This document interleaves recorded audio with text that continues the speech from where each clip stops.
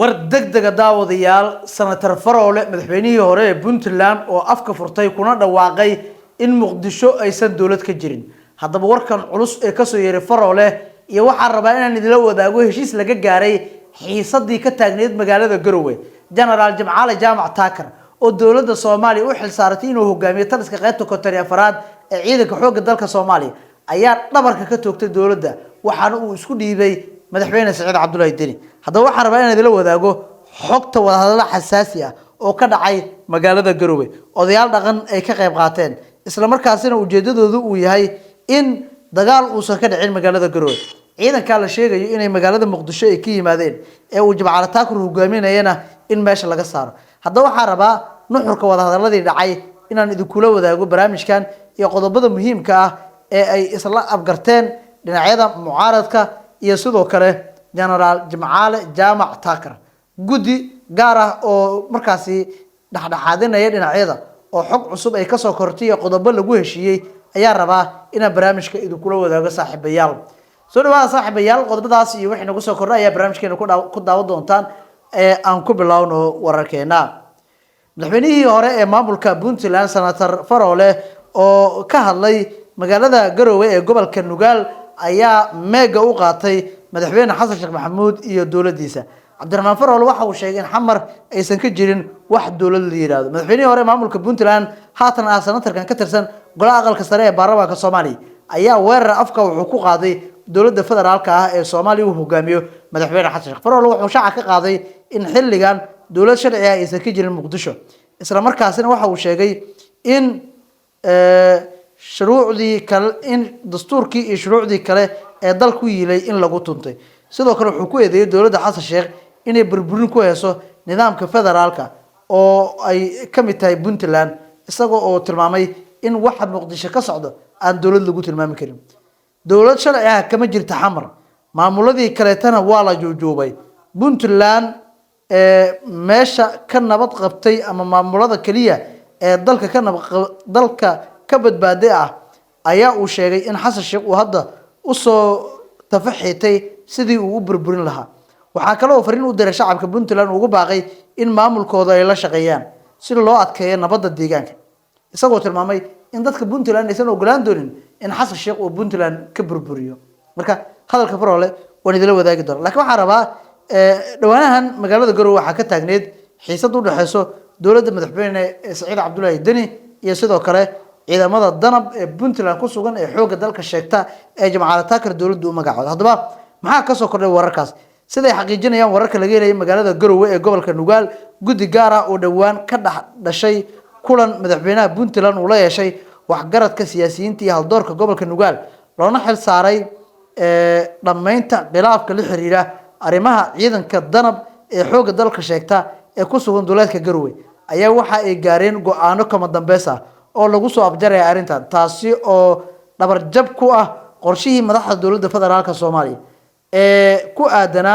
xaaladda Garowe iyo in la abuuro sida ay qabaan qaar ka mid ah siyaasiyiinta Puntland ee taageersan xukuumadda in la abuuro nabadgelyo darro gudaha Puntland iyadoo la dhaxmarayo deegaano kale laakiin dadka Puntland ayaa markan waxay la leeyahay waxay iska diideen hirgelinta damci madaxweyne Xasan Sheekh Maxamuud sida ay qabaan qaar ka mid ah siyaasiyiinta Puntland ee Garowe ku sugan haddaba sidaynu ogaanay gudigan oo markaasi aan la shaacin xogahooda iyo wadahadaladooda gaarka ah ayaa xogo hoose la soo dusiyay waxaana xogaha la soo dusiyay kamid ah in heshiis ay la gaareen General Jimcaale Taakar maxaa kamid ah heshiiskaas gudiga wuxuu cadeeyay in ciidamada danab aysan ka tirsaneyn dawladda federaalka Soomaaliya oo ay yihiin ciidan Puntland xuquuqdooda iyo amaradoodana ku shaqeynaya hoggaanka Puntland aysan meel kale ka amar qaadan doonin qaybna ka noqon doonin difaaca amniga iyo sugidda qayb inay ka noqon doonaan difaaca amniga iyo sugidda kala dambeynta Puntland ayna u hoggaansiin amarada maamulka Puntland gudigu waxa uu sheegi doonaa in taliyaha ciidankan ay magacaabistiisu leedahay maamulka Puntland uuna ka tanaasulay magacaabidii kale ee General Jimcaale Taakar dawladda federaalka Soomaaliya u soo magacaawday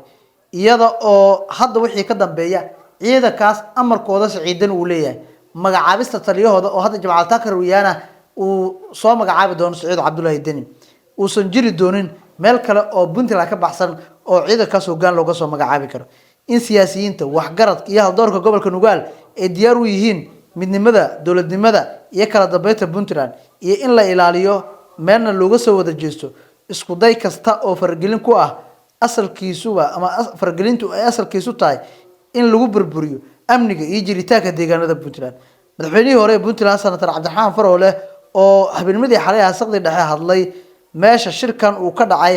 ayaa waxa uu ka hadlay arrimaha sida gaarka ah loo qaada dhigay isagoo weerar afka ku qaaday dowladda federaalka Soomaaliya waxa rabaa in ay la wadaago hadalka Faroole ilaahay baa ka mahadcelinayaa ilaahay caawa soo keenay asarkii ilaa haddana aynu fadhino waxaana keenay waxa jira maanta dalka ka jira meel kasta innaga waxaa leeyahay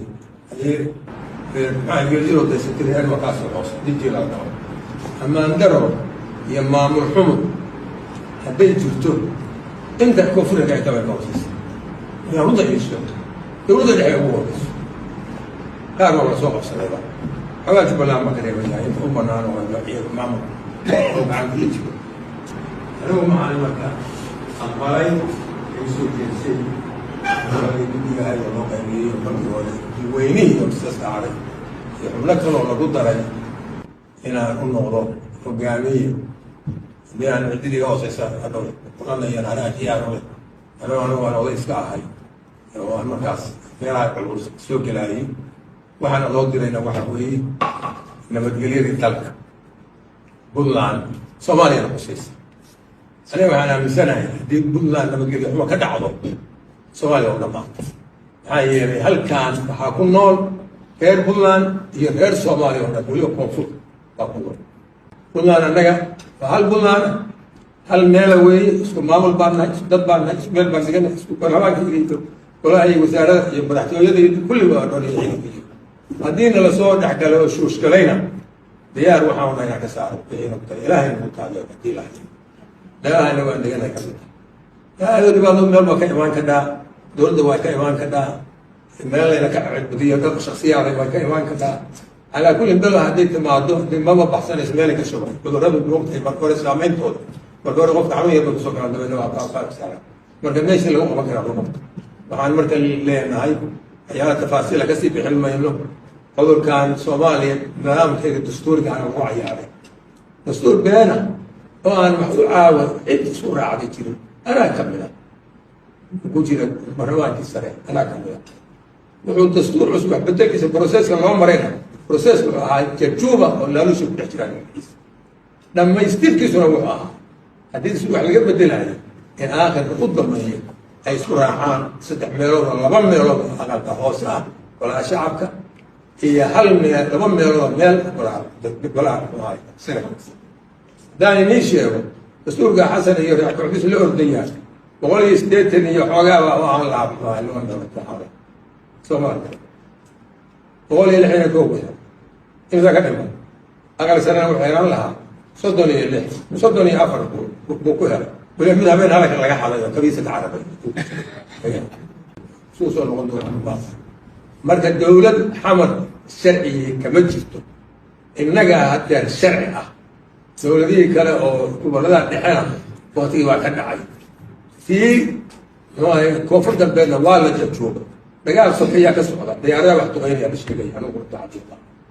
xaaladda sidaas dadkeenu hayna noqon waxaan leeyahay cid kasta ama nafti ku qabtay ama hunguri ka haysay ama siciidani la dirsanay oo la hadaba bedelaysa siciidani la bedeli maayo laba sano iyo bari la gaarnay nin waliba ma doonan karo sidii hore ma noqonayso madaxweyne waxaa madaxweyne doonan kara nin dhulka wax ka qabtay oo ka shaqeeyay oo lagu yaqaan oo ku amaano hal looga nin walba أنا ما دون ما عندي بدون نيا أنا يسوي تاجي يلا ترى رايح كافي ده كله شيء 6 بال لو قولي هاي نور من مش غير لو قولي هاي نور مش درجة نقول قال لو قولي هاي هل كفردية قاعد ستابع حبها حوله بدل لما يصير من قال كفردية ما يصير الدنيا ما جعلها لكن تفعل هذا مع الغير واحد خلص شو يوم المريض أنت أسرت الله داعي أنه هدي إلى هاي الموت waxaanu qaadanaynaa 3 qodob oo ay la yimaadeen qoladii 13 daawo tagay baan qaadanaynaa as a base dowladdana waxaan faraynaa magaciisa halka meesha aan u wadno ay qaybtooda ka soo qaatay tafaasiil ka bixin maayo hoos baan isku sheegay magala halka qaybtooda ka soo qaatay wixii dhammaan ay soo qaadeen iyagaa laga rabaa markii soo qaadaa laga rabaa haddeer ma kasii howlgala dhammaanadaa soo qaadeen inaga waxbaa ka qaada waa idinkaan ammaanadda idinku dabayna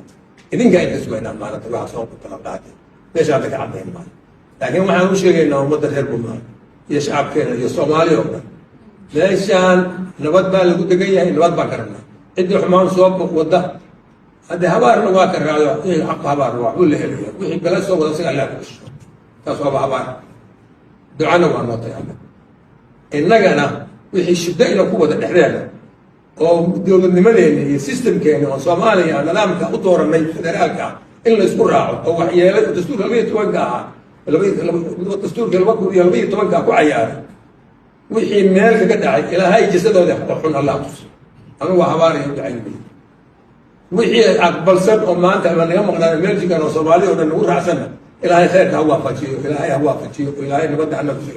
ilaahay dalkeena ku hawso dowladaha shisheeye oo luwayna kula jira waa badan والله هايستي عدوين عدو نوع الباجي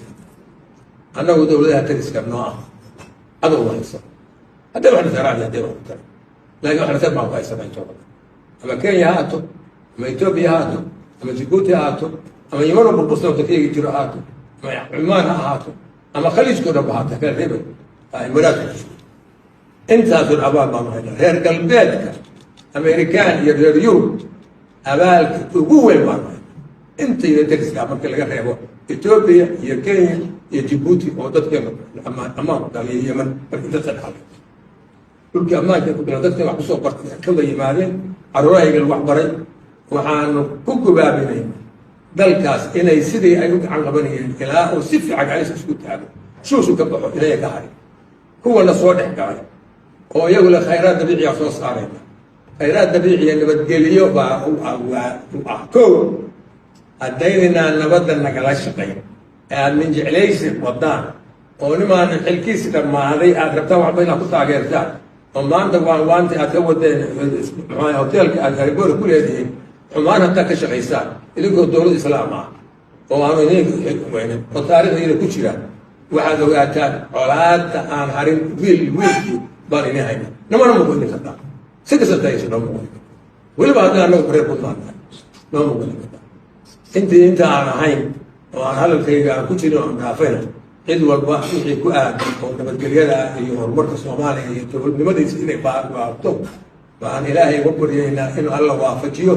تقول الدعاء إن إلهي لا خبر ينا إنه كواب أنا أقول له الموت بالوحان وحان مركا قصوى ختيمة يا وضمينتي شركي هذا كان عندي سوقي سي وأما دبتها النوجد وقودي هجوكتو أما عدو هالنوعات أما شيء إنه نقضي شيرنا بديت وقول كنت مالي إنه صحصح